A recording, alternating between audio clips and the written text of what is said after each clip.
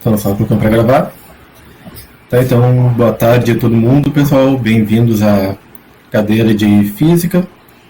Acho que vocês são turma de ingressantes de bicho, né? Então vai ser uma primeira experiência um pouco diferente, já que a gente está passando por esse momento de pandemia, onde, obviamente, a gente tem que ficar em casa e se proteger o máximo que der.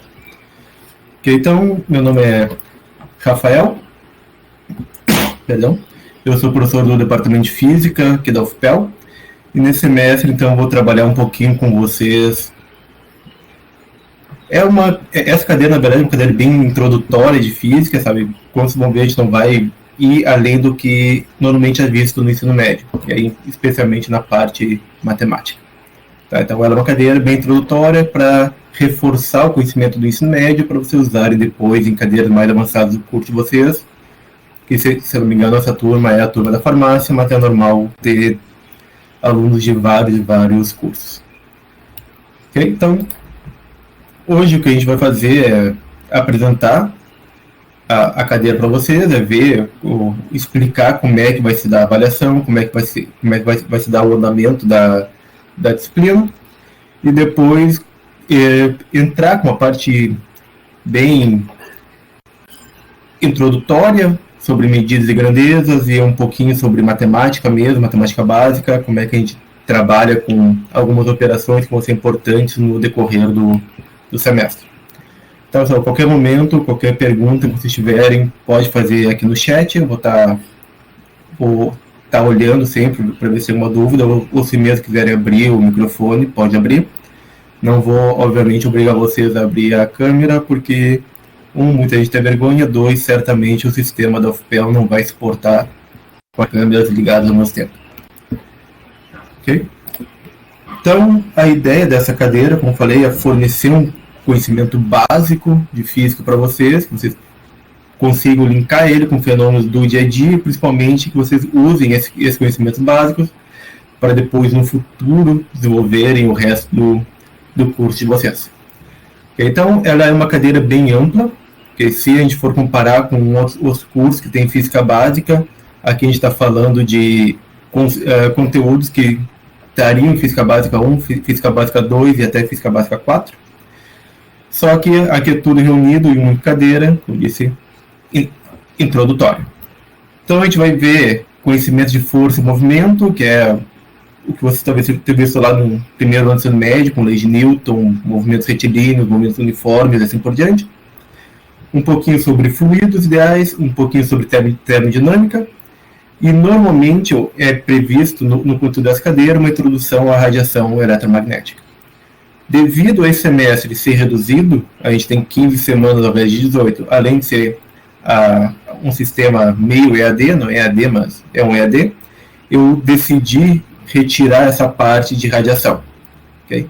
Já normalmente quando é presencial eu não consigo avançar até essa última parte, porque é muito conteúdo, e eu já estou avisando de agora que a gente não vai ver, porque eu acho melhor a gente ver bem o resto do que ver tudo correndo e, além de ser mal visto, ferrar vocês na hora das avaliações. Então, eu tirei essa parte do conteúdo e para a gente reforçar melhor o resto.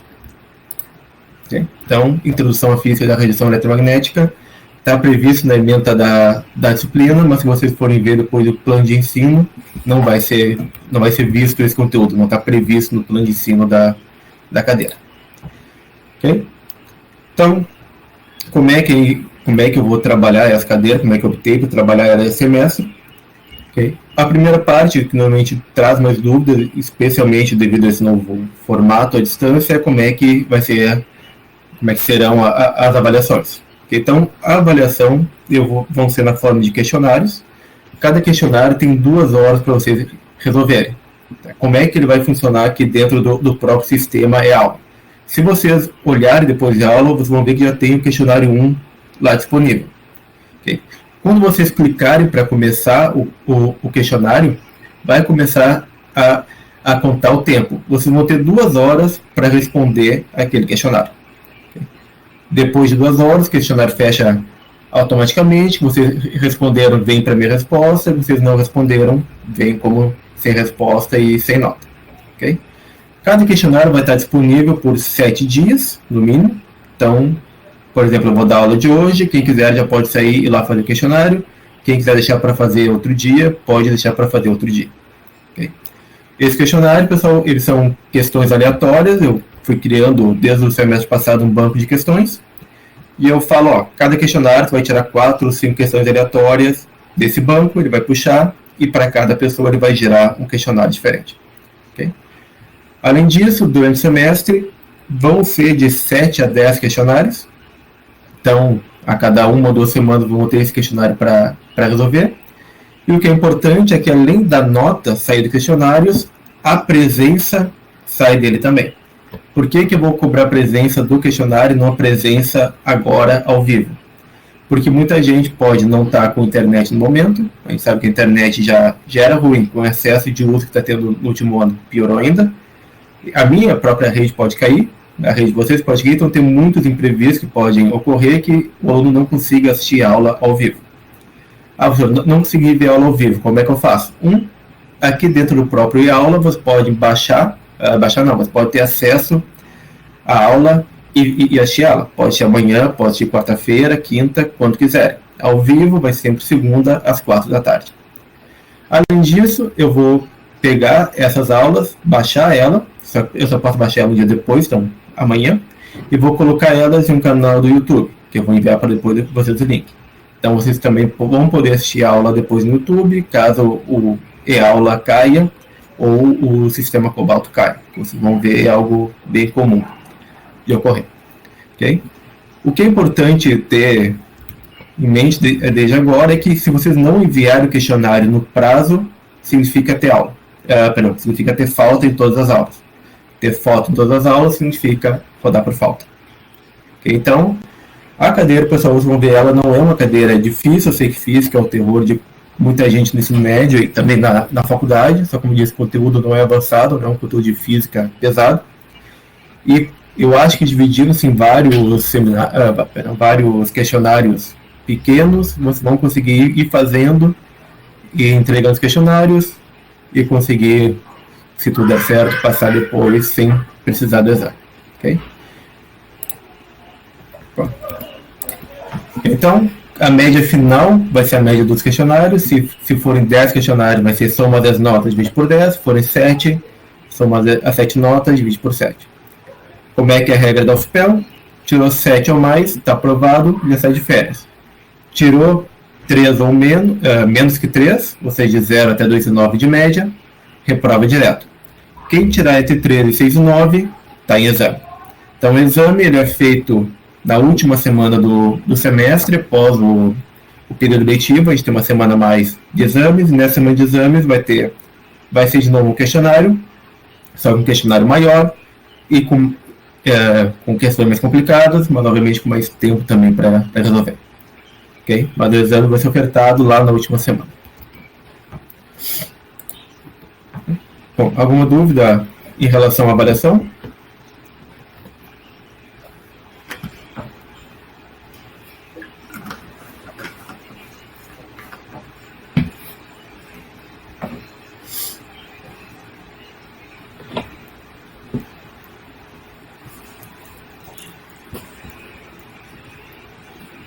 Beleza.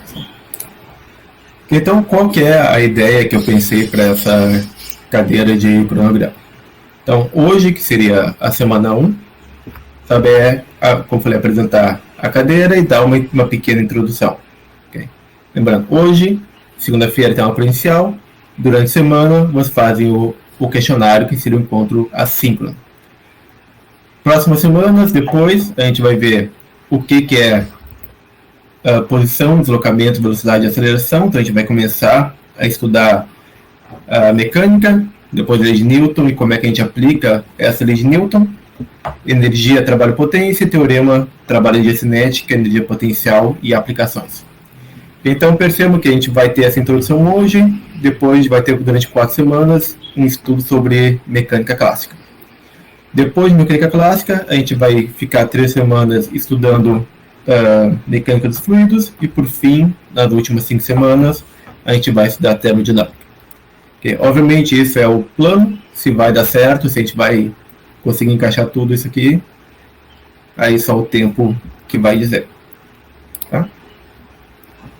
Então, só para dizer, pessoal, que o cronograma, as avaliações e tudo mais já estão no plano de ensino da cadeira, que você tem acesso tanto pelo Cobalto quanto pelo IAula. Se vocês entrarem de novo no IAula da cadeira, vão ver que nos documentos estão lá, é o plano de ensino da disciplina. Então, a bibliografia básica, pessoal, são 3 livros clássicos de física básica, que é o Hardy Heskey Walker, que é provavelmente que vocês mais vão utilizar, que obviamente não tem como pegar ele na biblioteca, não sei exatamente como está isso, mas a UFPEL é o que mais tem na UFPEL, e provavelmente que mais tem em qualquer universidade do Brasil. Também tem o livro do Young Friedman e o livro do Moisés. São todos livros de física básica, bem de introdução. Além disso, pessoal, tem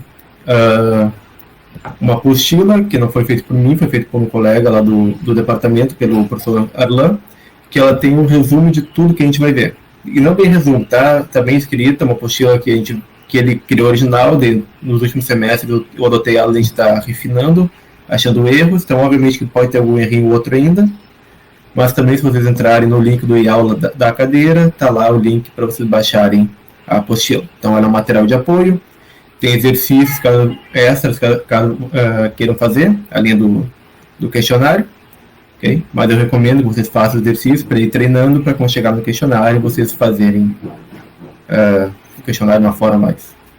Estarem treinados já sofreram um pouco antes para não sofrer só na hora do questionário. Que lembre, o questionário são 2 horas, okay? Então é bom dar uma treinada antes, vamos fazer exercícios antes, para depois chegar e fazer o questionário. Então esses exercícios que eu recomendo fazerem antes são os exercícios da apostila e os exemplos da apostila. Dúvidas que surgiram, pessoal, em relação ao exercício da apostila, vocês podem me mandar e-mail.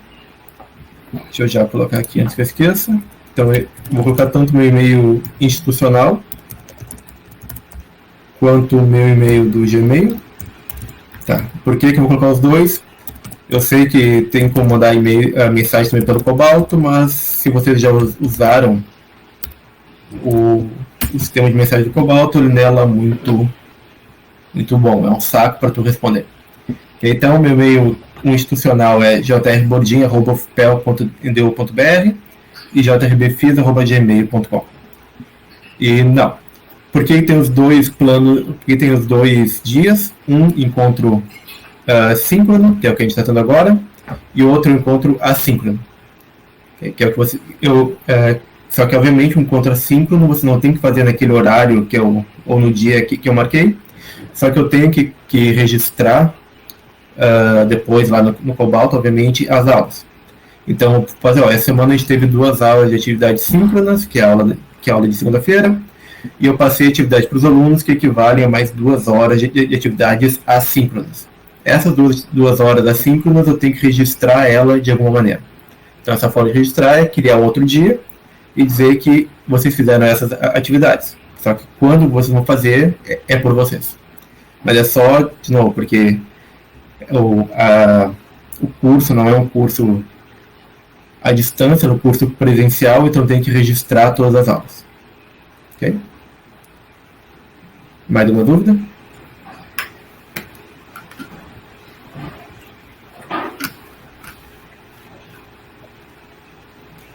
Não, pessoal, vocês não são obrigados, como eu falei, até aqui segunda-feira. Eu vou estar aqui toda segunda-feira, nem que seja para falar sozinho sobre o conteúdo. Okay?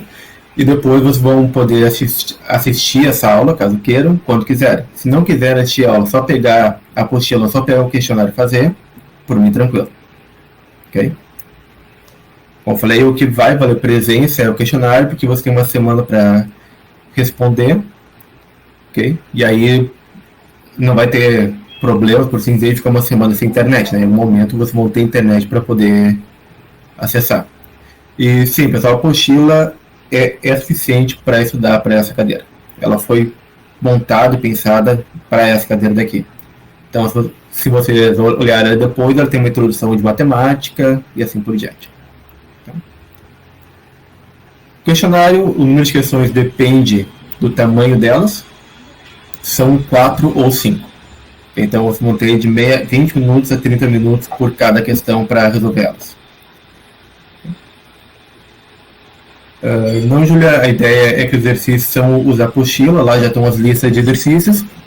Se vocês quiserem, eu posso colocar listas extras que eu usava na cadeira presencial, para vocês fazerem também, são listas que o departamento utiliza, ok? Posso colocar lá no site sem problema nenhum. Tá falando nisso, deixa eu ver se eu coloquei aqui ou não. Coloquei? Tá, então... sim, o primeiro questionário tem 2 semanas, porque muita gente ainda vai estar se matriculando essa semana. Tá? Então, esse site daqui tem tem a apostila. Eu vou colocar as aulas, além de colocar no e-aulas, também aqui nesse site. E eu posso colocar tanto no e-aula e também no site essas listas extras, ok? Daí, como eu falei, se quiserem fazer, quanto mais fazerem, mais treinarem antes, melhor. Tá? E também, e como eu disse, dúvidas me mandem por e-mail, e eu espero que nas próximas semanas eu consiga um monitor. E se conseguir um monitor, vai ter mais um horário extra para vocês combinarem com ele, para também só tirar dúvidas. Ok? Mas o monitor ainda está esperando, que eu apliquei a semana passada, que eu pedi a bolsa, né? Não sei se eu vou ganhar a bolsa, mas mesmo que não venha um bolsista com monitor, a gente tem pego alunos da pós-graduação para atuar junto às cadeiras. Ok? Então, eu acho que daqui a umas 2 semanas vai ter algum monitor para ajudar. Mais alguma pergunta?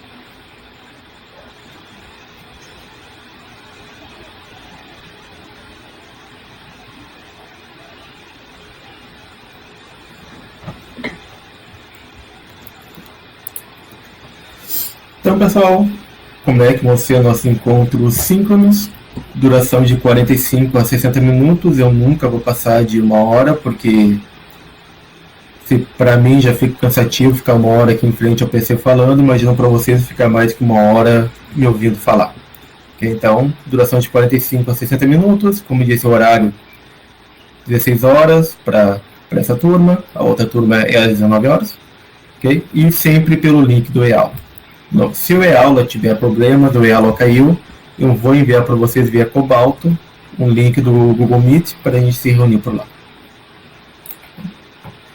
E quais são as atividades assíncronas que vocês têm que fazer? Então, a leitura da apostila, novamente, resolver os exemplos da apostila, resolver tanto os exercícios da apostila para vocês treinarem, e resolver os questionários ou as listas de exercício que eu colocar semanalmente ou a cada 2 semanas. Tá? Então, é basicamente isso que vocês vão ter que fazer.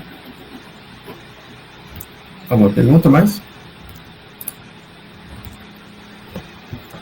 Então, essa seria a ideia de cadeira. Acho que eu falei tudo. Conteúdo, avaliação e como é que a gente vai desenvolver ela. Então, se vocês tiverem mais alguma pergunta sobre como é que vai ser o andamento da disciplina, pode fazer.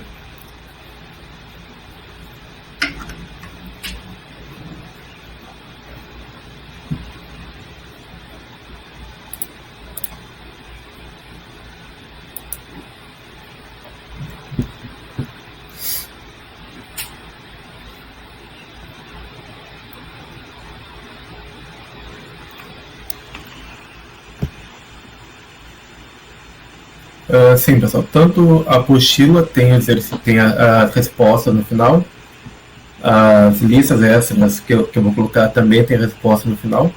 Tá? Só não tem realmente o desenvolvimento deles. Aí, se vocês tiverem qualquer dúvida, só manda e-mail, dizer, ó, tranquei tal parte, tira uma foto, me dá, professor, fui até aqui, ou não tem nem ideia de como começar, também não tem problema. Acredito que é o mais comum ler o exercício e conseguir começar ele. Tá? Então, pode me tirar foto ou pode mandar e-mail, incomodar, que não tem problema. Não prometo responder imediatamente, mas tento responder todo dia, tirar pelo menos 1 horinha para ficar respondendo questionamento de alunos.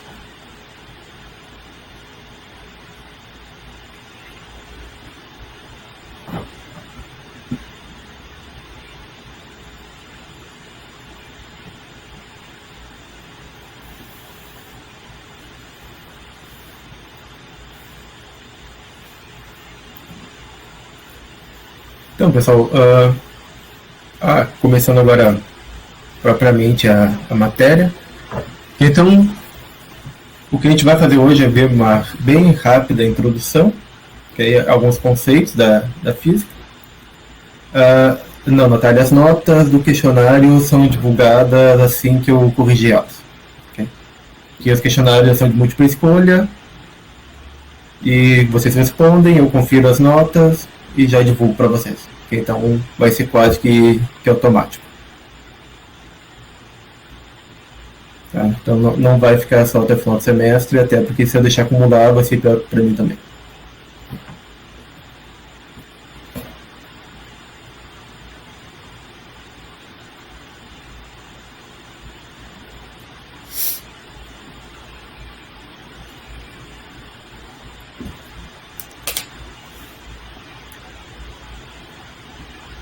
A avaliação, pessoal, é por acerto.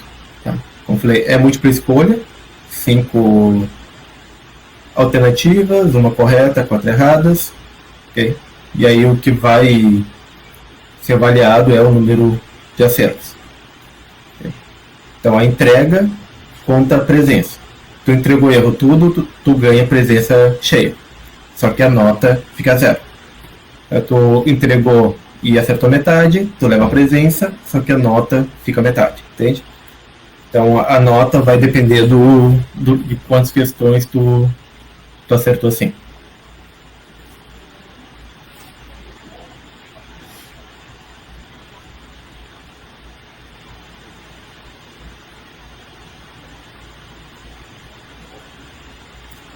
Não, é só o final. Como eu falei, é de múltipla escolha, então é só uma resposta. E honestamente não tem como eu exigir o desenvolvimento, porque são em torno de 100 alunos que eu vou ter só nessa cadeira. Então, se eu for fazer esse esquema de 10 questionários vezes 100, então percebo que só aí eu teria 1000 questionários para corrigir durante o semestre. Entende? É o contrário de uma prova que eu aplicaria 3 provas. Eu achei melhor fazer isso do que aplicar 3 provas, que assim eu diluo mais o conteúdo, permite que vocês consigam se recuperar de forma mais fácil, entende? Percebo que se tem 3 notas só, tu vai mal em uma, para tu te recuperar em 2 é muito complicado. Mas se são 10 notas e tu vai mal em 1 ou 2, tu consegue te recuperar melhor com 8 ou 9. Então, é literalmente escolhas. Eu escolhi esse semestre fazer diferente. Semestre passado eu estava cobrando o desenvolvimento, só com menos questionários. Esse semestre são mais questionários sem o desenvolvimento. Então, como eu falei, é questão de escolha e de chegar num nível que me permita desenvolver um trabalho bem feito e permita que vocês consigam também ter uma avaliação mais justa. Okay? Obviamente não é o ideal seria a gente estar em sala de aula agora conversando ao vivo. Só que obviamente, infelizmente veio a pandemia. Mais uma dúvida, pessoal?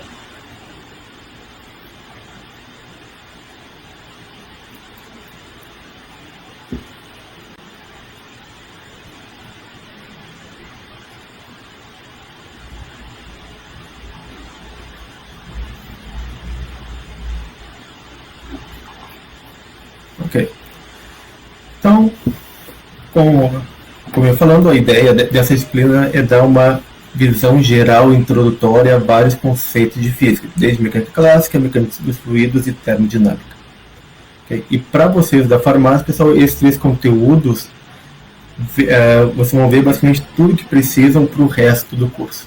Eu imagino que essa cadeira seja utilizada principalmente em outras disciplinas que você vai ter no futuro, de físico-química, ou de interação entre fármacos e uma proteína, ou entre o fármaco e o alvo desse fármaco. Okay? Então, física, pegando lá do grego, que nomeou isso, quer dizer natureza. Então, física é o estudo da natureza e estuda tudo. A gente está acostumado a pensar física como sendo ou o que estuda lá de lei de Newton, forças, ou coisa elétrica, e até agora extrapolando, né, que tem a mecânica quântica, relatividade, astronomia e tudo mais. Só que o que a maioria das pessoas não sabe é só que qualquer interação que exista na natureza é regida pelas leis da física. E qualquer interação inclui, obviamente, a interação de um fármaco com um alvo. E existe muito físico trabalhando nessa área, não só muito físico, mas muito biólogos, químicos, pessoal da farmácia que utiliza conceitos de física e cálculo de física para compreender e para desenvolver novos fármacos. Okay? Algo que vocês com certeza vão ouvir no curso de vocês, que é uma área relativamente nova, que é o desenvolvimento racional de fármaco. Ele visa diminuir o uso por exemplo, de animais de laboratório e desenvolver o fármaco a partir de coisas que não gerem resíduos e também que não maltrate o animal, por assim dizer. E isso é através de conta, é através de física. Então, utilizando o conceito de física, a gente consegue desenvolver um novo fármaco, compreender como é que um fármaco atua e até mesmo criar algo que está bem na moda agora, que é entrega controlada de fármacos. De novo, um problema que existe quando a pessoa vai tratar um câncer é que a quimioterapia ou a radioterapia ela não vai atuar somente na célula cancerígena, ela atua em todas as células. Por isso que um tratamento de câncer, por exemplo, é muito agressivo, okay? Porque ela mata tudo, não só a célula cancerígena. Por outro lado, se a gente conseguir desenvolver algo que entregue o fármaco diretamente na célula cancerígena, que perceba que a gente vai conseguir deixar a célula saudável e matar somente o câncer. Então essa parte de entrega controlada de fármaco, também o pessoal faz muito uso da física. Então, com isso a gente consegue aplicar a física para praticamente qualquer área do conhecimento, incluindo a farmácia. E como disse, vocês vão com certeza utilizar muito de conceito de física, fisicoquímica, cadeiras de, não sei se você tem biologia molecular, mas algo que envolva interações moleculares principalmente. Okay? Só que quando a gente fala em física, a gente quer medir coisas. Okay? Tudo na ciência, isso, biologia celular. Okay? Então, essas cadeiras nós vamos com certeza utilizar conceitos que a gente vai ver aqui. Então, quando a gente fala em ciência, quando a gente fala em física, a gente está falando em medir coisas, comparar coisas medidas e principalmente querer entender a evolução temporal dessas coisas. O que é entender evolução temporal, pessoal? É tipo brincar de mandinar, só que sabendo de verdade para onde vão as coisas. Okay? Enquanto a Mandiná ou o Walter Mercado tentavam entender o futuro olhando os astros, jogando tarô ou outras pessoas jogam búzios, na física, o que a gente faz para tentar entender como é que vai ser o futuro é medir algo agora, conhecer como é que esse algo vai se comportar e descrever esse comportamento a partir de equações matemáticas. Okay? De novo, se vocês lembrarem do MRV, eu sei que a maioria não lembra, já faz muito tempo, mas lá no MRV vocês sabiam a posição da partícula inicial e a velocidade inicial dela e sabiam o tempo futuro, vocês iam poder dizer a posição dela em qualquer tempo depois. Okay? Então, só tinha que saber posição inicial, velocidade inicial e aceleração. Então, isso é prever o futuro. Okay? Isso, movimento retilíneo uniforme. Tá? Então, fazer física é tentar prever o futuro de algumas coisas. O que são essas coisas? São as grandezas físicas. Então, grandezas físicas são propriedades mensuráveis que estão relacionadas a um fenômeno, a um corpo ou a uma substância. Okay? E toda grandeza física, a gente tem que medir ela. Medir ela significa expressar ela quantitativamente, é dizer qual é a quantidade que eu tenho dessa grandeza.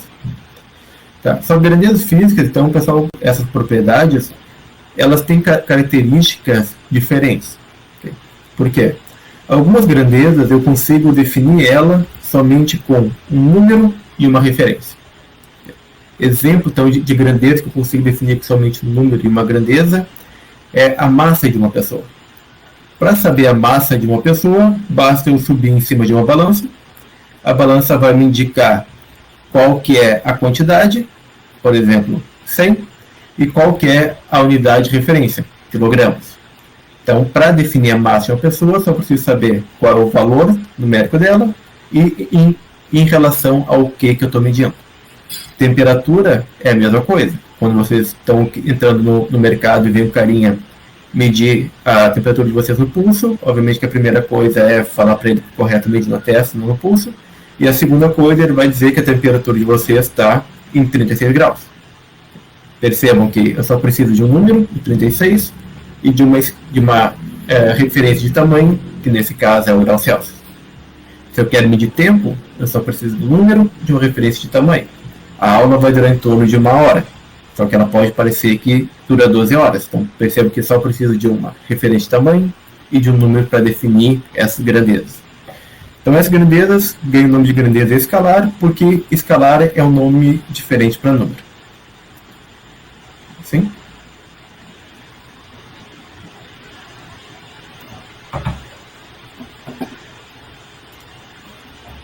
Ok. Deixa eu... Tá travando para todo mundo ou só para o Ulisses, só para saber se o problema é a minha conexão? Se bem que acho que agora voltou a conexão a 100%. Acho que minha internet deu uma caída. Não estava? Beleza, então. Agora voltou, segue travando, deixa eu ficar falando mais um pouco. Tá, não, acho que foi o meu Wi-Fi que deu uma quedinha na rede. Tá, então, pessoal, grandezas escalares são as grandezas que, para definir, eu preciso ter um número e preciso ter uma referência de tamanho.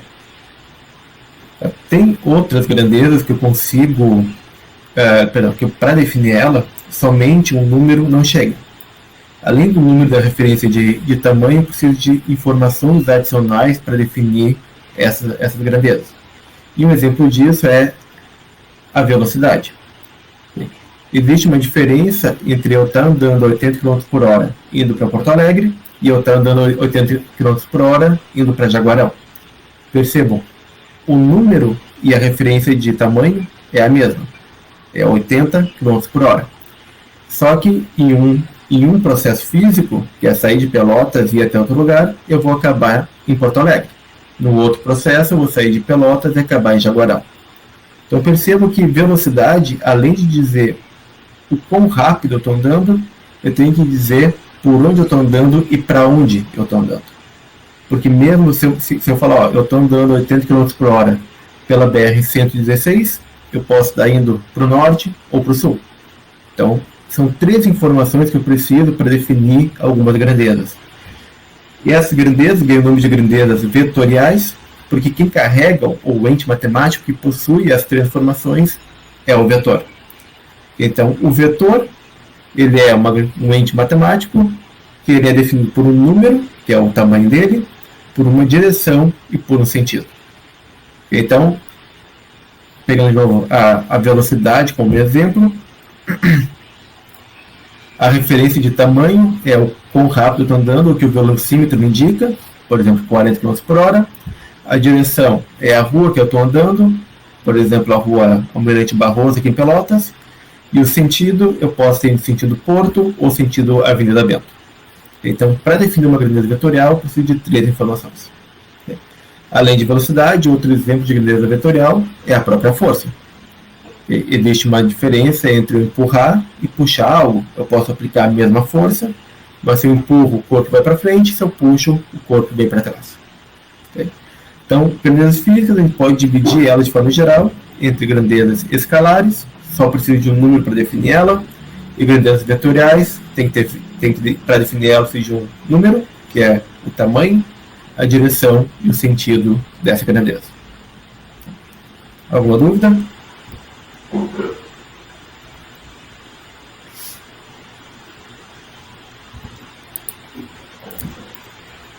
E, obviamente, a pergunta é como é que eu defino uma grandeza? Lembra que eu disse que quando eu vou medir a massa ou quando eu vou medir a velocidade, eu estou medindo a massa em quilogramas, normalmente eu vou medir a velocidade em quilômetros por hora. Mas se vocês pegarem os filmes americanos, ou seriados americanos, vão ver que, por exemplo, a velocidade não é em quilômetros por hora, lá no carro, é em milhas por hora. Por quê? Porque a unidade de comprimento lá utilizada no dia a dia não é quilômetro, mas é milhas. Se eu vou comprar uma régua, eu não vou pedir uma régua de 0,03 quilômetros. Eu vou comprar uma régua de 30 centímetros.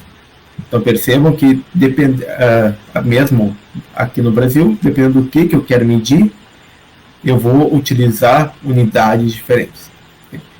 Então, sempre que eu vou medir uma grandeza, eu tenho que comparar essa grandeza com um padrão. Então, se a gente voltar alguns séculos na história da humanidade, eles sempre mediram coisas. Okay? Antigamente, para medir distâncias, o pessoal utilizava não metro ou quilômetro, mas sim outras unidades, como pé, polegar ou até mesmo côvado. Então, o pé, obviamente, é o tamanho de um pé, polegar é o tamanho do polegar, o côvado é o tamanho do punho até o cotovelo, por dentro, importante, não por fora. Não dá para ver, né? Enfim, deixa eu pegar a ideia. Qual que é o problema de utilizar esse tipo de medida? Por que ela não é exatamente precisa? Porque o meu pezinho, ele é 43, 44. Tem gente que vai ter um pé 33, 34. Qual pé que a gente usa? Qual foi a solução que o pessoal achou antigamente? Usar o pé do rei. Porque nenhum pé é mais importante que o pé do rei. Nenhum polegar é mais importante que o polegar do rei. Qual que era o problema? Os reis não viviam muito. Então, imagina tu ter que trocar a tua unidade de medida a cada poucos anos. Quiçá a cada poucos dias, né? Considerando como é que era a vida na época medieval. Então, obviamente que unidades baseadas no corpo não são muito úteis, por assim dizer. Okay? Então isso aqui é só um exemplo também de como era as coisas medidas antigamente, ou como é medido nos Estados Unidos. Okay? Enquanto a gente está acostumado aqui com o sistema decimal, né, vai pensar, tu tem 1 metro, se tu divide 1 metro por 100, tem centímetros, se tu multiplica 1 metro por 1000, tu tem quilômetro, então é tudo unidade, toda a mesma unidade, só que multiplicado ou dividido por base 10, daí que chama de sistema decimal. No sistema britânico, as coisas eram um pouquinho diferentes. Então aqui, se não me engano, são 2 polegadas, aqui são 6 polegadas, um pé, 2 pés e uma jarda. Então percebo que não é algo muito linear ou que faça muito sentido. Então é por isso que basicamente todo mundo já não usa mais o sistema imperial britânico, a não ser os Estados Unidos e mais um outro país em todo o mundo. Então, pensando em melhorar isso daqui, que surgiu a ideia de padronizar as unidades de medida. Na verdade, essa padronização não é algo tão... essa tentativa de padronização não é tão recente. Então, as unidades que a gente tem também são dos anos 60, mas depois da Revolução Francesa, em 1800 e alguma coisinha, a Sociedade Francesa de Ciência já propôs o que seria o protótipo do sistema internacional. Eles propuseram que utilizar como unidades básicas de grandeza o metro, quilograma e o segundo. Uma curiosidade é que eles tentaram criar uma outra unidade de tempo que não fosse segundo, hora e minuto. Por quê? Porque segundo, pegar um dia tem 24 horas, cada hora 60 minutos, cada minuto 60 segundos. Então não é base 10 como é o metro e como é o quilograma. Lembra, 1 quilograma são 1000 gramas. Então é tudo base 10. Então chegou a surgir uma proposta para unidade de tempo, que era dividir um dia em 10 horas de 100 minutos com 100 segundos. Obviamente não deu muito certo.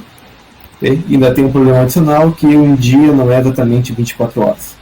Tá? Então tem esses pequenos problemas, por isso que a unidade de tempo acabou ficando segundo e não que era uma nova. Então a unidade de tempo é a única que não possui base 10.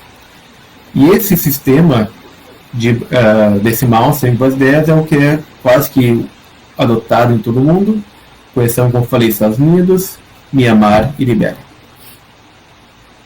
Alguma dúvida, pessoal, até aqui?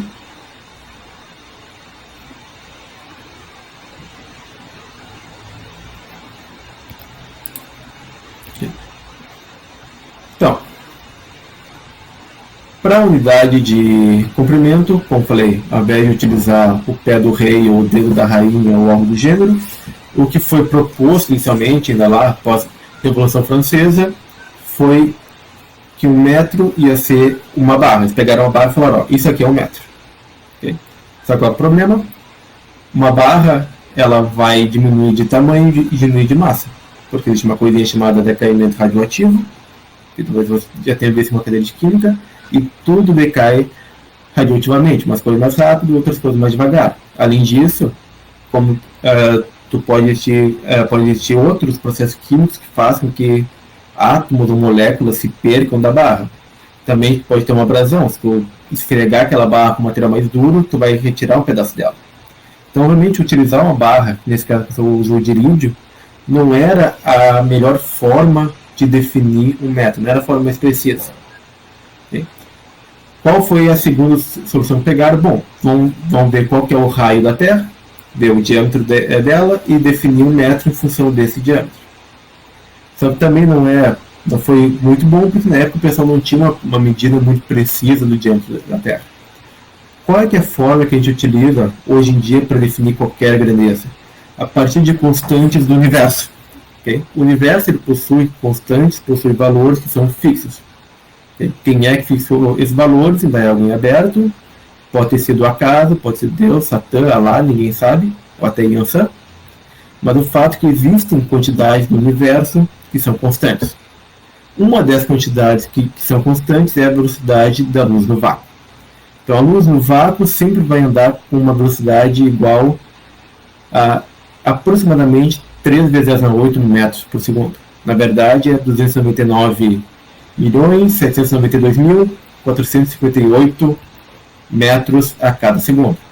Então, se eu sei quantos metros por segundo a luz anda, eu posso descobrir qual é o tempo que ela demora para dar um metro.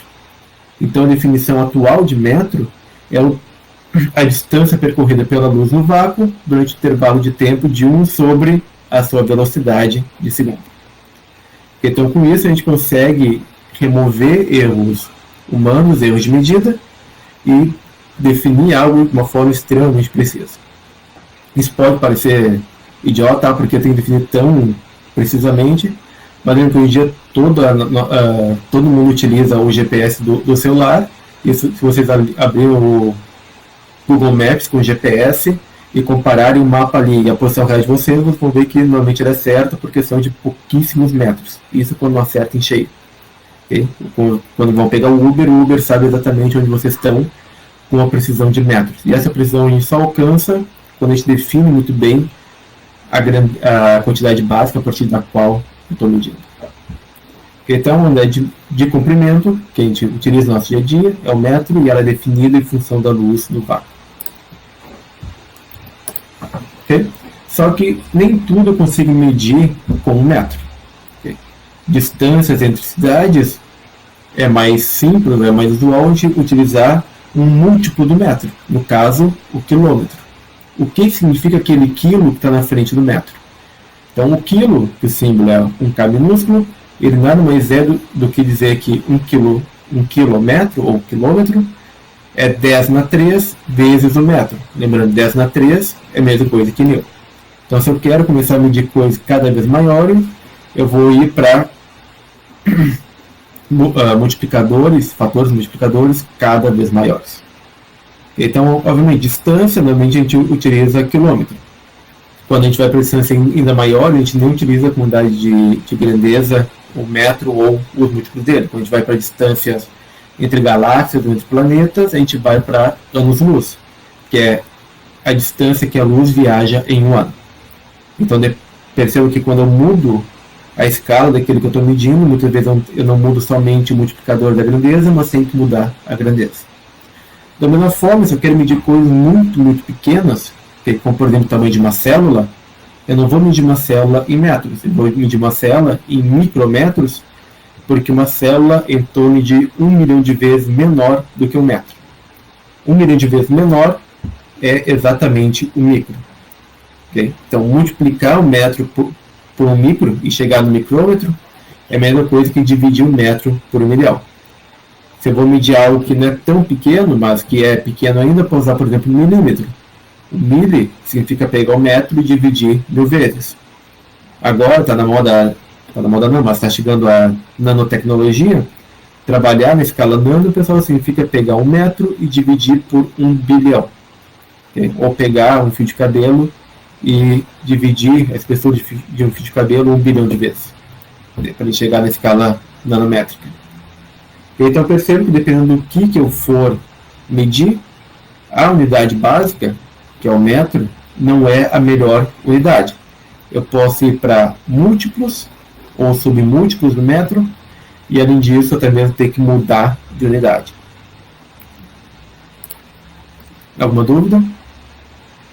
Tá, vai ter exemplos lá no final de como trabalhar com isso, pessoal. Okay.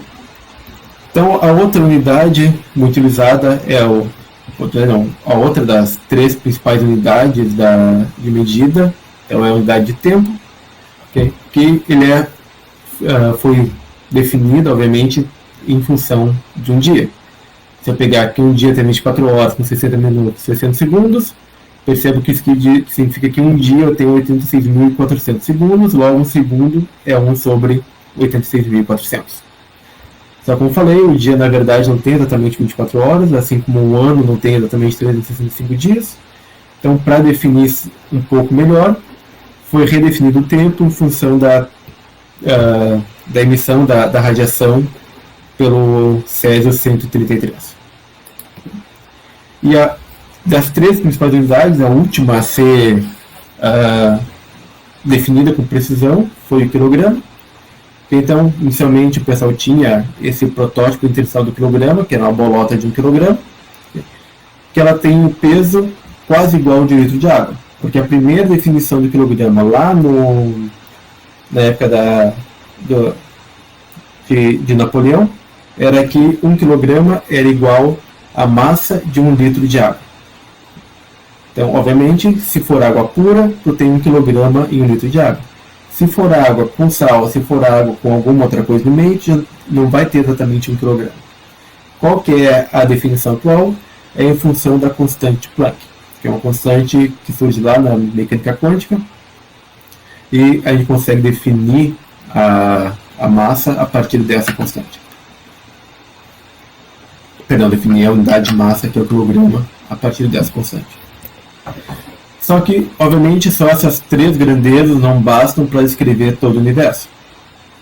Quando o pessoal descobriu ou começou a estudar sistemas com propriedades elétricas, eletromagnéticas, surgiu a necessidade de ter uma unidade que respondesse pelo eletromagnetismo ou pelas propriedades eletromagnéticas da matéria. Então, essa unidade básica é o ampere, que é a unidade de corrente elétrica. Quando a gente fala de medir temperatura, também a gente tem que ter alguma unidade básica de temperatura. No sistema internacional, a unidade básica é o Kelvin. No nosso dia a dia, a gente utiliza graus Celsius, que é uma outra unidade, mas como a gente vai ver no futuro, está relacionado com a temperatura Kelvin. Quando o pessoal descobriu átomos e moléculas, precisava medir quantidade de matéria.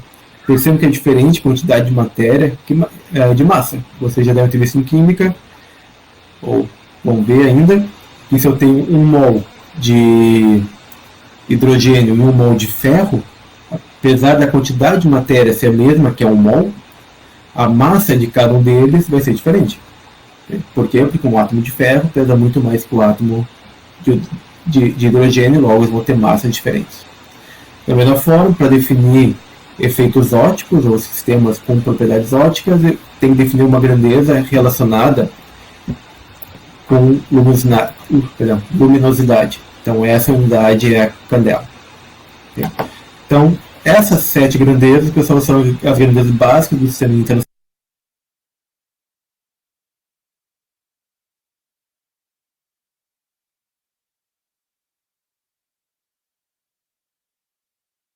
As unidades derivadas, elas são definidas em função daquelas 7 unidades.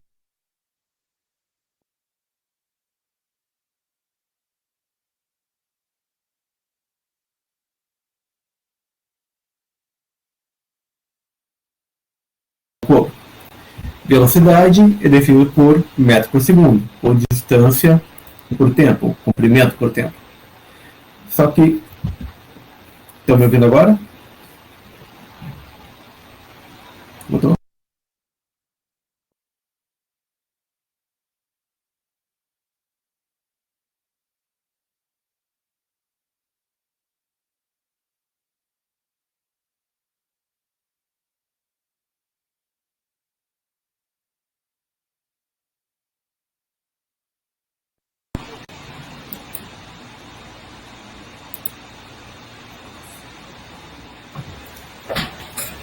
Só um minutinho. Claro, só ir da volta, só vou parar de compartilhar meu webcam que ela travou e vou voltar com ela. Acho que agora deu.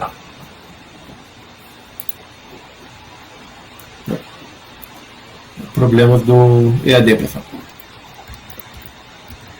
Então, a unidade de luz candela, como eu falei, ela é a unidade básica que está relacionada com várias quantidades que são medidas na ótica ou até mesmo em qualquer efeito que tenha luz. Okay? Então, ela é a unidade básica para esses sistemas. Tá? Era basicamente isso. Eu não vou entrar em muitos detalhes no Candela, porque literalmente a gente não vai ver nada de ótica aqui no decorrer do semestre. A gente vai utilizar, obviamente, comprimento, massa e tempo, temperatura e quantidade de matéria. Ok? Então, essas 7 grandezas são as chamadas de grandezas básicas do sistema internacional, e todas as outras grandezas da ciência do sistema internacional são escritas em função dessas 7. Então, por exemplo, se eu quero medir volume, eu vou medir distância vezes distância vezes distância, ou seja, eu vou ter metro cúbico. Velocidade no sistema internacional é comprimento sobre tempo, ou metros por segundo. E se eu vou medir força no sistema internacional é quilograma, metro sobre segundo ao quadrado. Só que essa unidade ganha um nomezinho especial em homenagem ao Newton. Da mesma forma, energia ganha um nomezinho especial em homenagem ao Joule. Mas a definição de Joule é em função do quilograma, metro segundo, ou seja, é em função das unidades básicas. Okay? Então, mesmo que uma grandeza tenha um nome, como Newton para força, ela não é necessariamente uma grandeza básica. Ela pode ser uma unidade derivada de uma das 7 unidades básicas do sistema internacional. Também que é importante, o sistema internacional não é o único. Ele é só o mais utilizado dentro da ciência. Okay? Além disso, eu posso, como eu falei, medir alguma coisa, não necessariamente na grandeza do sistema internacional, mas em uma grandeza que seja mais, eu falo a palavra mais melhor, mas seja melhor para o momento. Se eu vou medir uma distância entre cidades aqui no Brasil, eu não vou usar metro, eu vou usar quilômetro. Se eu estou nos Estados Unidos ou no Mianmar, eu vou usar milhas. Se eu quero outra unidade de grandeza muito utilizada aqui no Brasil, lembrem que é campo de futebol, né? Ele falou, queimou tantos campos de futebol na Amazônia, porque é outra unidade de medida, é um campo de futebol. A altitude de um avião normalmente é dado em pés.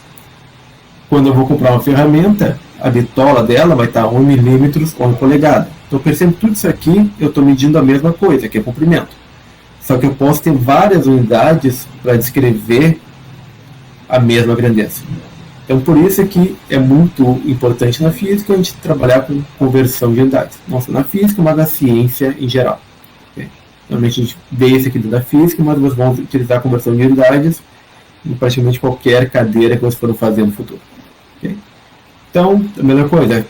A massa, quando a gente vai medir a nossa massa na balança, tem quilogramas. Se eu vou comprar a mortadela no mercado, eu vou comprar em gramas. Enquanto que se eu for medir a massa de um caminhão, eu vou estar medindo essa massa em toneladas. Da mesma forma, o tempo, unidade do sistema internacional é segundo, só dependendo do que eu estiver medindo. Pode ser em minutos, horas, dias, semana, meses, décadas, séculos e assim por diante. Mesma coisa a temperatura, se eu estiver trabalhando dentro da termodinâmica, normalmente a gente usa Kelvin. Se eu falo temperatura aqui no Brasil, eu vou falar em graus Celsius. Se eu vou para os Estados Unidos, eles utilizam graus Fahrenheit. Então, é importante a gente saber converter unidades ou ir de uma unidade para outra. Okay? Então, alguns exemplos. Eu quero converter 10 km para centímetros. Dado que em 100 centímetros eu tenho 1 metro e em 1 metros eu tenho 1 quilômetro. Tá? Qual que é uma parte bem importante já para a gente ter agora de ideia? Okay. Normalmente não, a regra de 3 pode funcionar, mas não sempre. Então não usem regra de 3. A gente vai usar uma outra regra aqui, que é chamada regra da cadeia. Só um minutinho.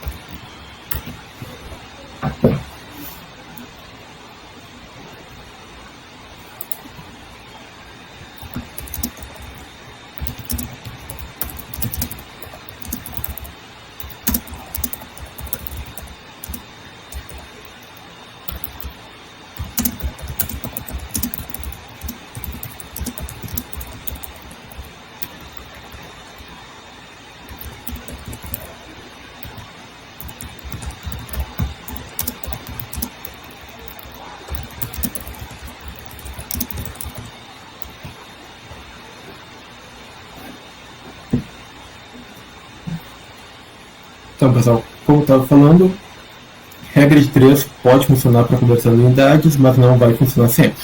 Pode levar ao resultado errado. Okay, então, aqui, como eu estou querendo de quilômetros para metro, eu vou fazer isso aqui em 3 etapas. Primeiro, eu vou transformar centímetros para metro, depois metros para quilômetros. E qual que é a relação que eu vou criar? Observe, se 100 centímetros é igual a 1 metro, 100 dividido por 1 metro dá 1, porque os dois são iguais. Da mesma forma, 1 metro dividido por 100 também dá 1. Então, isso aqui tem que ser igual a isso daqui, concordo? Que vale 1. Da mesma forma, se 1000 metros vale 1 quilômetro, 1000 metros por 1 quilômetro ou 1 quilômetro por 1000 dá 1. Então, se eu tenho 10 quilômetros e quero ir para centímetros, perceba, se eu pegar 10 km e multiplicar por 1, eu não estou alterando esse valor. Okay? Multiplicar por 1 não altera o valor de nada. Só que esse 1 não vai ser qualquer 1. Percebe? Eu quero me livrar desses quilômetros, eu vou pegar essa relação que eu tenho quilômetro embaixo. Por quê? Porque eu vou cortar esse quilômetro com esse daqui. Da mesma forma, esse outro 1, eu quero me livrar desse metro, eu vou pegar essa outra quantidade, que também vale 1, que é centímetros por metro, metro em cima, metro embaixo, eles se cortam. Então percebam que eu corto o quilômetro, corto o metro e sobra só o centímetro lá no final. Okay? Então, basta multiplicar 10 por 1000 com 100, que vai me dar 1 milhão de centímetros. Só que uma forma inteligente de escrever isso daqui é pegar esses 6 zeros e colocar como sendo algo na base 10. Como é que eu faço isso? Eu escrevo 10, conto quantos zeros eu tenho, coloco esse número de zeros aqui no final. Então, Gabriel,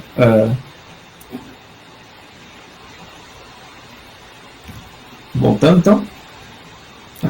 Ó, se eu pegar qualquer coisa e multiplicar por 1, eu sigo tendo qualquer coisa. 10 vezes 1 segue sendo 10. 10 vezes 1 vezes 1 segue sendo 10 também. Okay? Só que percebo que eu quero sair de quilômetro e chegar em centímetros. E eu sei como passar de quilômetro para metro e de metros para centímetros. Então, notem que eu tenho que fazer duas conversões, de quilômetros para metros e depois de metros para centímetros. Então, eu vou multiplicar por 1 duas vezes. Esse primeiro 1, ele vai transformar de quilômetros para metros. Como? Eu vou pegar essa relação daqui, que vale 1, porque é 1000 metros sobre 1 quilômetro, e colocar aqui. Okay? Então, perceba que eu tenho quilômetro aqui em cima e quilômetro embaixo. É como se tivesse quilômetro dividido por quilômetro, e eu posso dividir eles. Então, só esse 1 eu estou colocando ele porque eu quero. Tá? Então, voltando. Qual que é a ideia de fazer conversão de unidades e utilizar a regra da cadeia? É multiplicar alguma coisa por 1. Porque sempre que eu multiplico por 1, eu não estou alterando o valor. Tá? Então, 10 vezes 1 segue sendo 10. 10 vezes 1 vezes 1 segue sendo 10. Então, por que eu estou colocando esse 1 aqui? Porque 1000 metros dividido por 1 quilômetro vale 1. Porque 1000 metros é igual a 1 quilômetro. Se eu divido uma coisa por ela mesma, eu tenho 1. Da mesma forma, 1 km por 1000 metros, 1 km é igual a 1000 metros, eu obtenho 1 lá no final. Tá?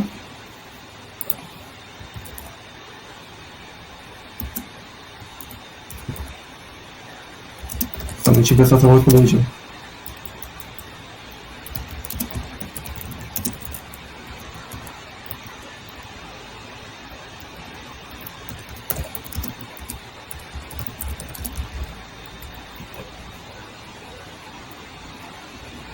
Então, pessoal, a regra de 3 vai ter um caso mais diferente que a gente vai ver quando ela não pode ser usada, que é quando eu tenho unidades compostas diferentes. Okay? Por exemplo, se eu quero sair de... Um exemplo que provavelmente vocês vão usar na farmácia, se eu estou com uma densidade em quilogramas por metro cúbico e eu quero ir para milimol por litro. Então percebe que eu tenho duas unidades inicialmente, que é quilograma por metro cúbico, e quero chegar lá em milimol por litro. Okay? Então aí a regra de 3 falha, porque eu tenho duas unidades distintas. Da mesma forma, se eu quero de metro por segundo para milhas por hora, e fazer a regra de 3 direto, não vai dar certo. Então, para esse caso, que a gente tem que usar a regra da cadeia. Okay? E como eu falei, a regra da cadeia, a ideia exatamente é multiplicar tudo por 1. Tá, eu não sei o que tu chama de usar a tabela, mas multiplicação por 10, sim, a gente vai ter que usar. É que aqui, nesse caso, é um caso simples. Então, a gente pode só multiplicar por 10 ou não. Só que eu estou tentando usar ele como um exemplo inicial de algo que seja mais fácil para vocês entenderem antes de entrar no próximo exemplo, ou nos próximos exemplos que já são conversões um pouco mais complexas. Okay? Então, lembrar, se é para a mesma unidade, não é exatamente conversão de unidades. Tá? Isso aqui é só o primeiro exemplo, pessoal, vai piorar. Ok? Então, por mais que você pense, quilômetro é 10 na 3, centímetro é 10 na 2, 10 menos 2, é só jogar ali, poderia fazer assim. Tá? Só estou usando ele como exemplo didático para a gente começar com um exemplo mais simples e depois ir piorando a vida de vocês. Ok? Então aqui poderia fazer direto só usando o potente base 10? Poderia, tranquilo. Tá? Então, de novo, é só um exemplo de grandeza que vocês estão mais acostumados no dia a dia. Ok? Então, qual que é a ideia da regra cadeia? É pegar o número, ou a grandeza, ver quantas conversões eu tenho que fazer, e essas quantas conversões, o número de uns que eu tenho que multiplicar. Por que eu tenho 2 número 1? Porque primeiro eu vou converter de quilômetro para metro, e depois de metro para centímetro. Eu sei que agora pode parecer mais complicado, mas como eu disse, vão ter casos que essa é a única saída. Tá? Então, de novo, para ir de quilômetro para metro, eu tenho que repetir a minha grandeza inicial, que é 10 km, e multiplicar pelo 1, que me diz como é que eu saio de quilômetros para metros. Depois, para ir de metro para centímetro, eu vou multiplicar com outro 1, que me diz como é que eu saio de metro e vou para centímetro. Okay? Então, aqui, se eu pegar 10 km e esse primeiro 1, eu colocar 1000 metros por 1 km, percebam, quando eu multiplico esse cara por esse daqui, quilômetro corta com quilômetro.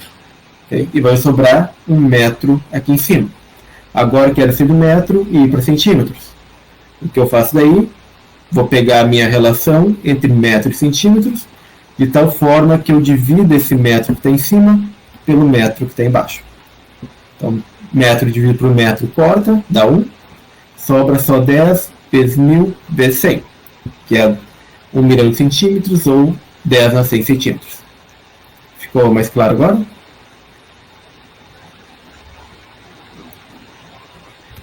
Beleza, pessoal. Ok? Então agora eu não quero converter mais centímetro, mas sim converter centímetro cubo. E aqui que surgem muitos erros, mas o pessoal normalmente se perde, que é o seguinte: vocês estão convertendo grandezas ao cubo agora. O que a gente sabe? Que 100 centímetros equivale a 1 metro. Então qual que é a relação que a gente tem agora que vale 1? É que 100 centímetros sobre 1 metro é igual a 1 metro sobre 100 centímetros. Se eu quero isso aqui ao cubo, eu tenho que elevar todo mundo ao cubo. Então é 100 centímetros por 1 metro ao cubo, 1 metro sobre 100 centímetros ao cubo e 1 ao cubo. Okay? Essa regra 1, pessoal, de potência está lá na apostila, vou responder lá depois. Mas ela basicamente diz que se eu tenho uma fração elevada ao cubo, ou elevada a uma potência qualquer, tudo dentro dessa fração fica elevado nessa potência. Okay? Então eu tenho 1000 centímetros cúbicos, para passar para metro cúbico, eu tenho que de novo multiplicar por 1. Onde agora esse 1, se eu quero metro cúbico, eu escrevo aqui embaixo a minha relação, onde embaixo é centímetro e em cima é metro. Isso aqui tudo está elevado ao cubo, então eu elevo em cima e embaixo ao cubo. Então fico 1 ao cubo, metro cúbicos, sobre 100 ao cubo, centímetros cúbicos. Então agora tem centímetro cúbico em cima, centímetro cúbico embaixo. Posso cortar os dois, dividir um pelo outro. Vai sobrar 1000 sobre 100 na 3. Isso aqui, fazendo as continhas, vai me dar um 10 a menos 3. Tá? De onde é que saiu esse 10 a menos 3? Lembrem, 100 ao cubo é 100 vezes 100 vezes 100. Okay? Isso aqui vai me dar um 10 na 6 aqui embaixo. Tá? Esse carinha sobe para cima com 10 na menos 6. E quando eu multiplico por 1000, então 10 a menos 3. Tá?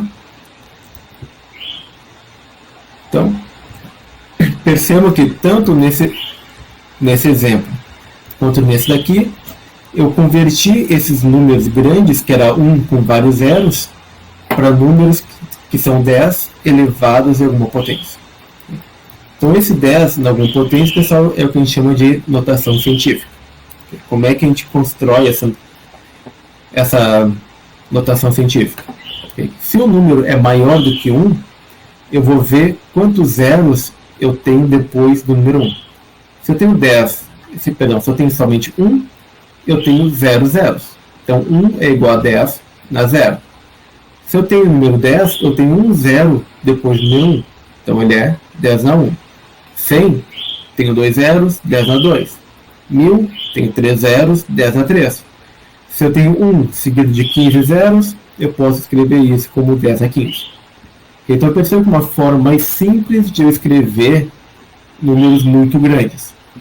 Da mesma forma, não. Só que obviamente nem sempre o número vai ser bonitinho 10. Eu posso ter um número quebrado, por assim dizer. Quebrado não, mas um número que não seja exatamente 10. Eu posso ter 45,8. Como é que eu converto 45,8 para uma coisa com base 10? Então o que eu vou fazer é pegar a vírgula e andar com ela para a esquerda até que fique somente com um número antes da vírgula. Então, pegando, por exemplo, 10, a vírgula está aqui. Se eu andar com uma casa para a esquerda, eu vou ficar com 1. E eu andei uma casa para a esquerda. Então 10 é a mesma coisa que 1 vezes 10 dá 1. 45,8, se eu andar com uma casa para a esquerda, eu já fico com um número e a vírgula em seguida. Então, 45,8 é a mesma coisa que 4,58 e eu andei com uma casa para a esquerda. Ou 45,8 é 4,58 vezes 10 na 1. 100 eu vou andar com duas casas para a esquerda e vou ficar com 1,0. Então 100 é a mesma coisa que 1,0 vezes 10 na 2. 780 eu vou andar com duas casas para a esquerda. Então isso aqui é a mesma coisa que 7,8 vezes 10 na 2. Entenderam?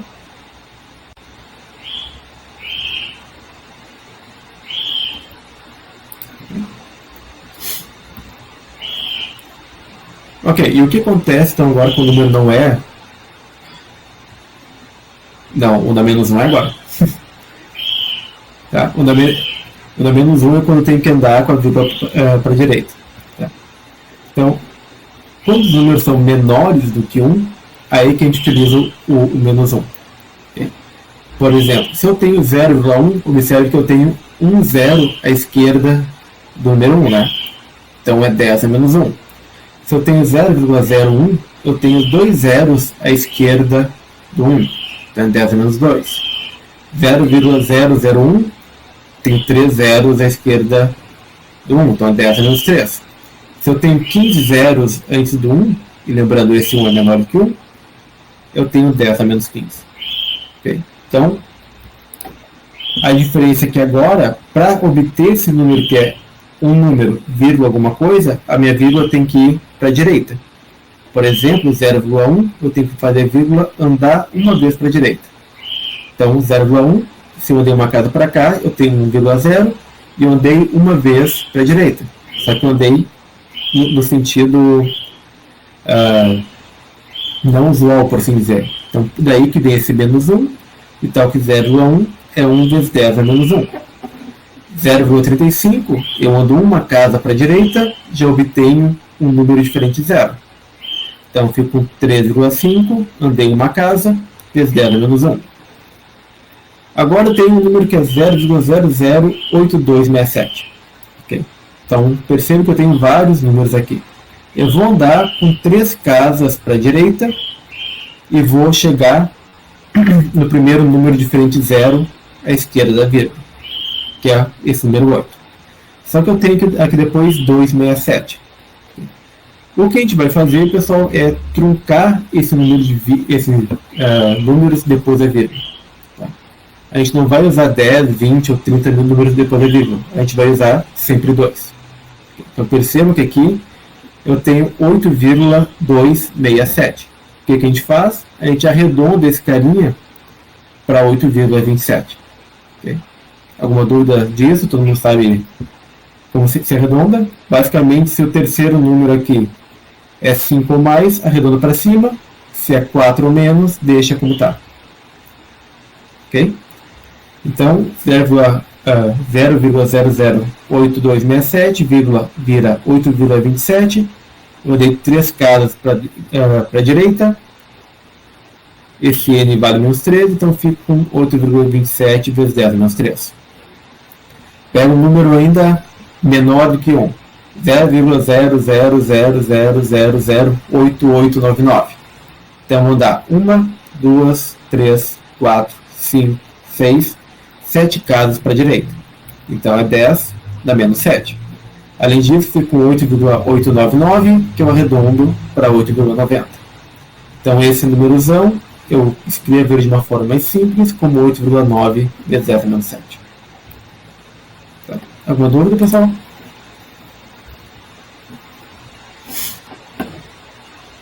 Tabela que nunca viram na vida.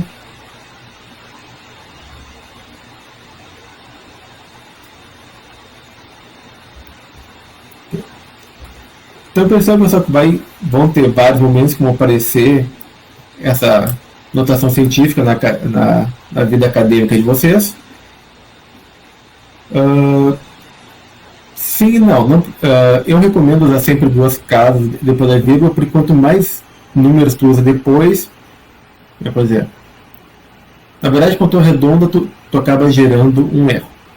Se tu não arredonda, ok?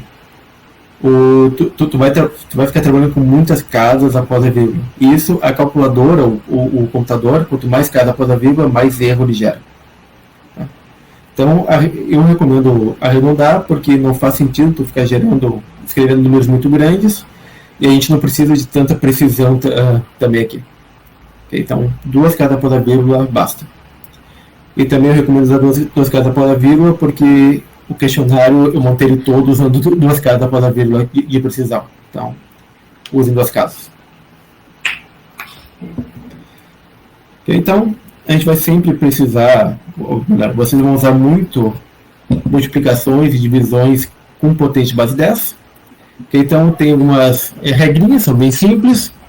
Então, se eu tenho 2 números que estão escritos na notação científica, ou seja, é um valor vezes 10 e um expoente, e eu multiplico os dois, o que eu obtenho é que essa multiplicação é o que está na frente de uma potência, vezes o que está na frente da outra, vezes 10 na soma das potências. Então, lembrem que quando eu estou multiplicando coisas de mesma potência de mesma base, mantém a base, soma os expoentes.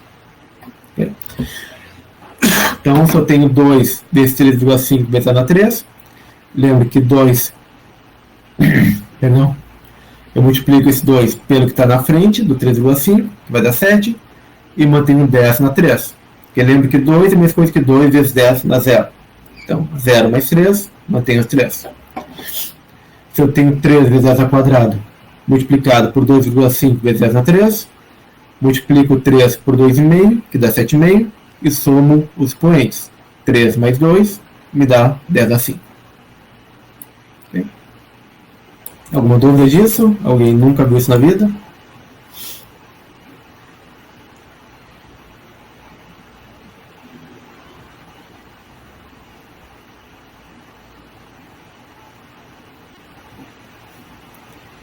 Bom, mas tá entendendo, Ana Júlia?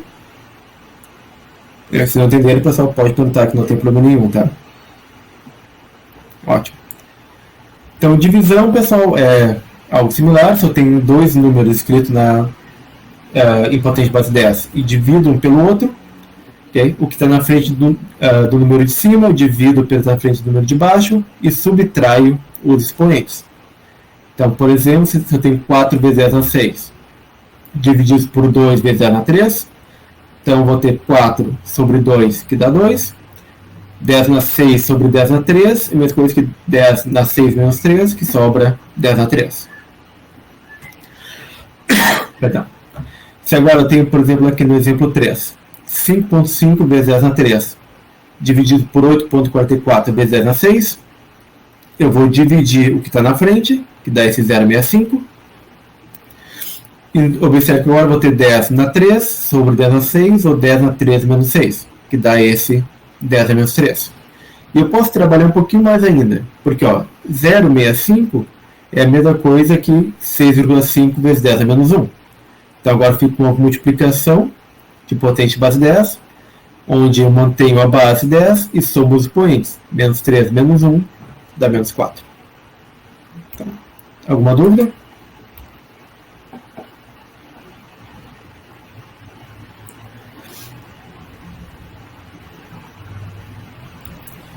E por fim, pessoal, outra operação que a gente pode fazer também com potente base 10 é a soma ou subtração. Qual que é a diferença dos outros? É que para somar ou subtrair, eu tenho que deixar a potência dos valores que estou somando ou subtraindo igual. Okay? Por que tem que deixar a potência igual? Porque lembra que é tipo lá, quando vai resolver uma equação, tu pode somar x com x, mas tu não pode somar x com x ao quadrado. Aqui é a mesma coisa. Eu posso somar 10 ao cubo com 10 ao cubo, mas eu não posso somar 10 ao cubo com 10 à quarta. Okay? Então, por exemplo, para somar 4 vezes 10 na 4 e 2 vezes 10 na 3, eu tenho que transformar esse 4 vezes 10 na 4 em uma coisa de potência de base 3. Mas aí é só pensar, 10 na 4 é a mesma coisa que 10 na 1 vezes 10 na 3. Porque se eu manter a base e somar os expoentes, eu recupero o 10 na 4. Okay?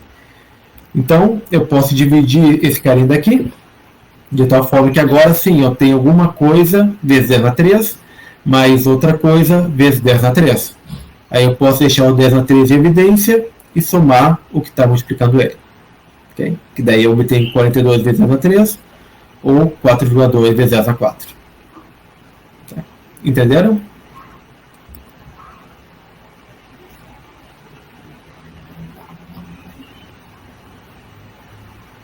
Sim, Júlio, o primeiro questionário é só sobre esse conteúdo da aula de hoje. É só a conversão de unidades.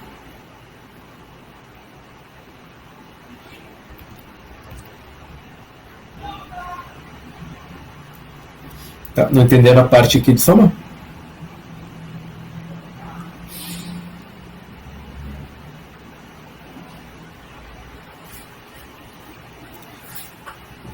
Se no Júlio a aula fica gravada, como eu falei, vai estar no YouTube também. Então, retornar. Eu vou fazer agora aqui o segundo, ou tentar explicar o segundo exemplo. Tá? Então, eu tenho que o meu primeiro número é 8 vezes 10 a 5. Meu segundo número é 3 vezes 10 a 3. Okay. Por que eu não consigo somar 10 a 5 com 10 a 3? Porque eu não consigo deixar nada em evidência. Okay. Lembra, deixar em evidência é pegar o que eu tenho em comum entre dois números, colocar para fora e somar o que eles não têm em comum. Então, percebo que 8 vezes 10 a 5 e 3 vezes 10 a 3, aqui eu tenho 10 a 5, eu tenho 10 a 3, não tenho nada para deixar em evidência. Contudo, 10 na 5, você concorda que é a mesma coisa que 10 ao quadrado vezes 10 ao cubo. Por que isso? Okay. Porque 10 ao cubo vezes 10 ao quadrado, eu mantenho a base que é 10, somo os expoentes, 3 mais 2, recupero 10 na 5. Então, 8 vezes 10 na 5 é a mesma coisa que 8 vezes 10 ao quadrado vezes 10 ao cubo. Então agora perceba, eu estou somando alguma coisa multiplicado, que multiplica 10 ao cubo, mais outra coisa que multiplica também 10 ao cubo. Okay? Então agora eu posso deixar esse 10 ao cubo em evidência, que ele está aqui, e pegar só o que está na frente. 8 vezes 10 ao quadrado é a mesma coisa que 8 vezes 100, que dá 800. E aqui eu já tenho 3 bonitinhos, né? Então percebo que eu vou ter 800 mais 3, que é 803, vezes 10 ao cubo. Até aqui, ok?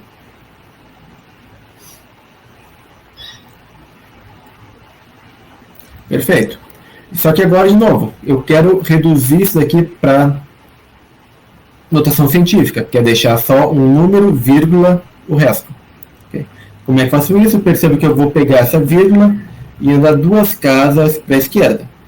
Se eu andei com a vírgula 2 casas para a esquerda, o expoente aqui tem que aumentar 2.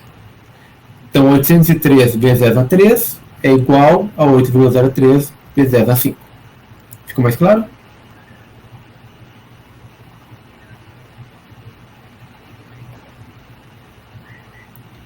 Beleza, pessoal. Tá? Então, hoje a gente acabou passando um pouquinho do horário, devido a problemas técnicos daquela parte de introdução. Tá? Mas lembrando, comecem a fazer a lista, peguem a apostila, eu vou colocar listas extras também para vocês fazerem.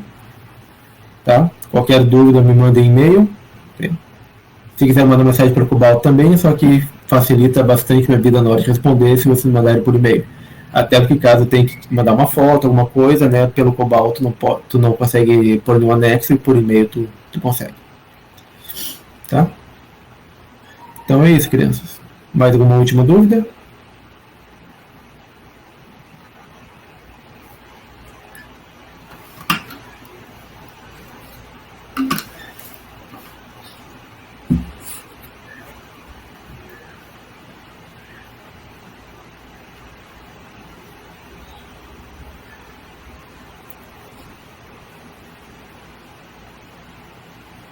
Sim, pessoal, pode avisar no grupo, do grupo do WhatsApp, deixa eu só copiar aqui o link que eu perdi ele. Ele se perdeu aqui no lugar da conversa, mas eu copio o link e envio pro grupo. Tá? Não se preocupem que eu não vou entrar no grupo para vocês poderem falar mal de mim.